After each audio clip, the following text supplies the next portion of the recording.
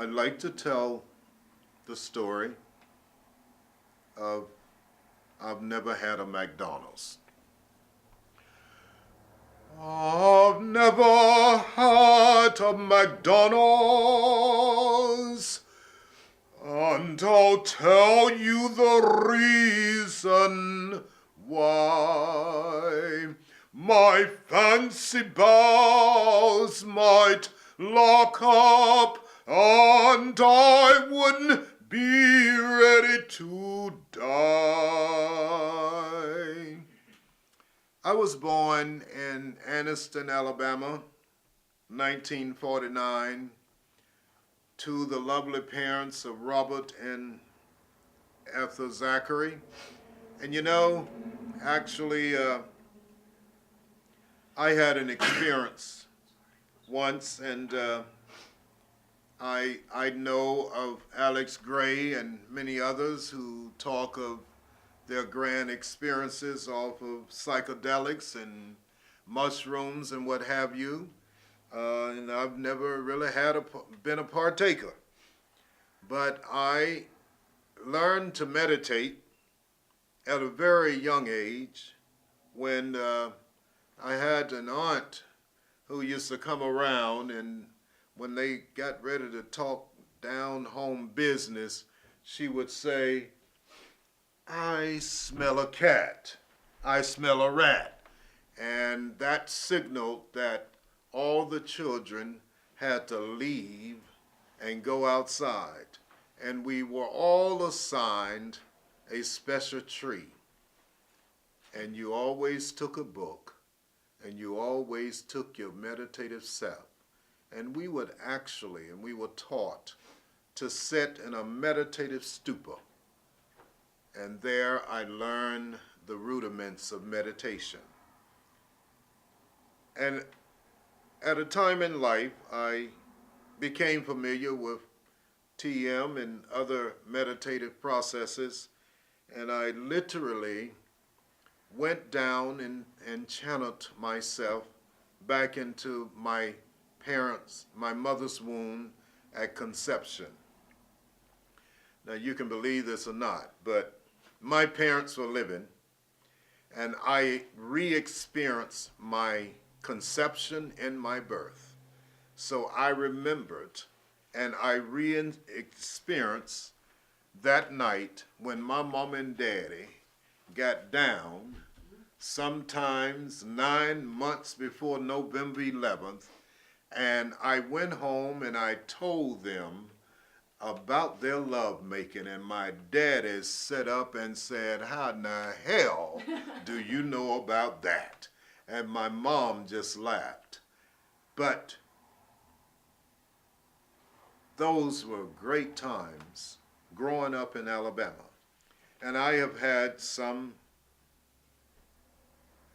of my white brothers and sisters to come up and say, "You know, I'm sorry for what happened to y'all." And I look and in astonishment and wonder what, as my daddy said, "What in the hell are you talking about?"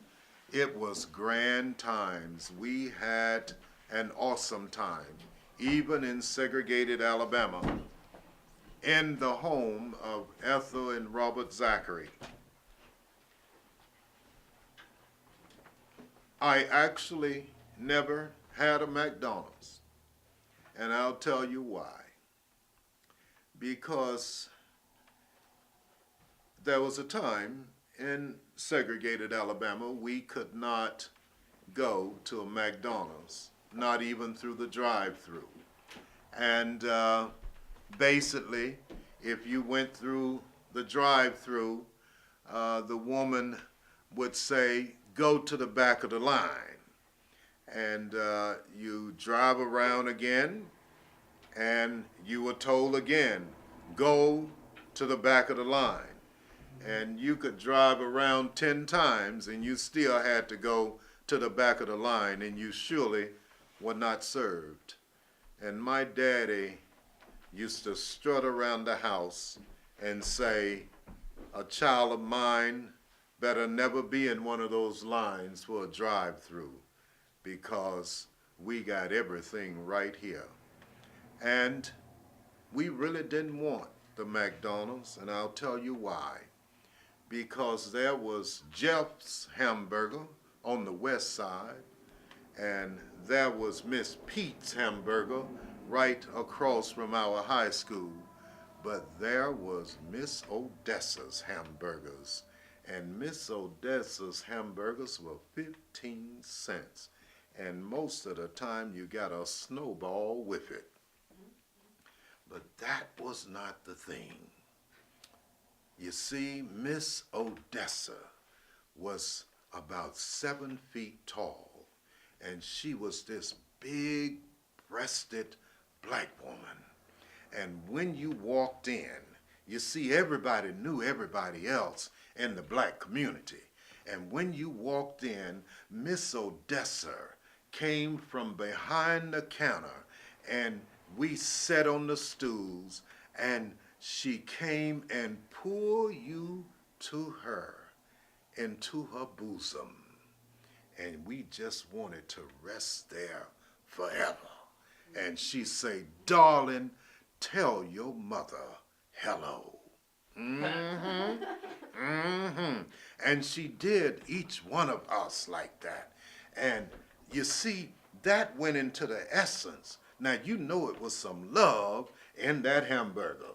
And we would walk home eating the hamburger and talking about how we wanted to stay there forever. Oh, we were about 10 or 12.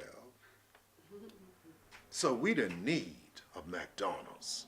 But, you know, there was a lot of energy in keeping us apart and away from each other as black and white kids. But we found a way. And I believe that people found a way all over the South. Well, our way was, I was the one who was never interested in sports.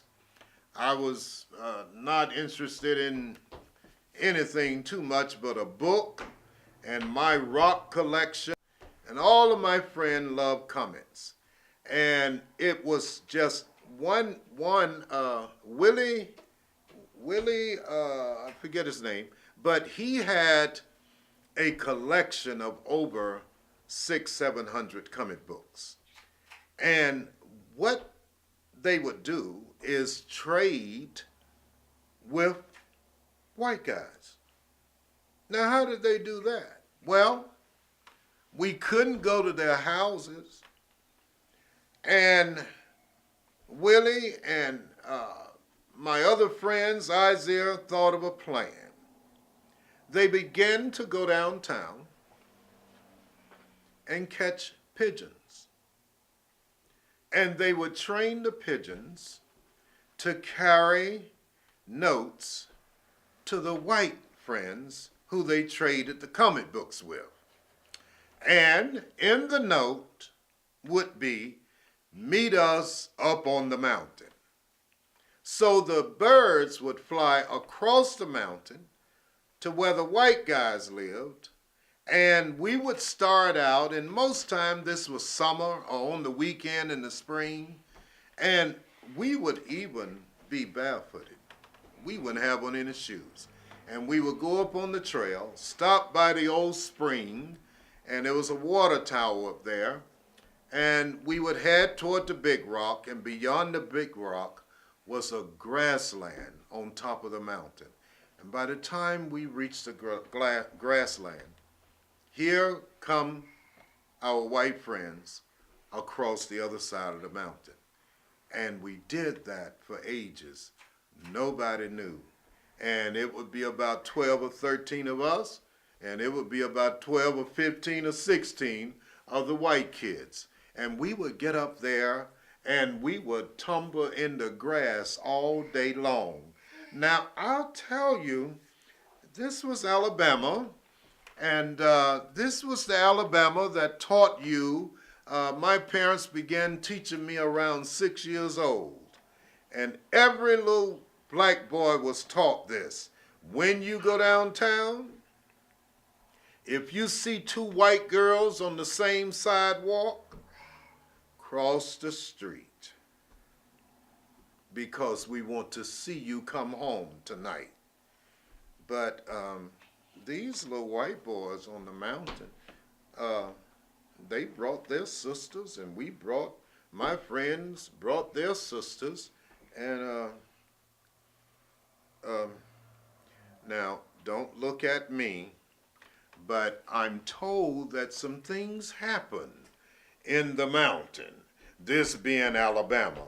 Now don't worry about me, because I didn't lose my virginity until I was 20, so don't even worry about that. But we had a grand time, and our mothers would prepare food, and we would stay all day long. But I still hadn't had a McDonald's.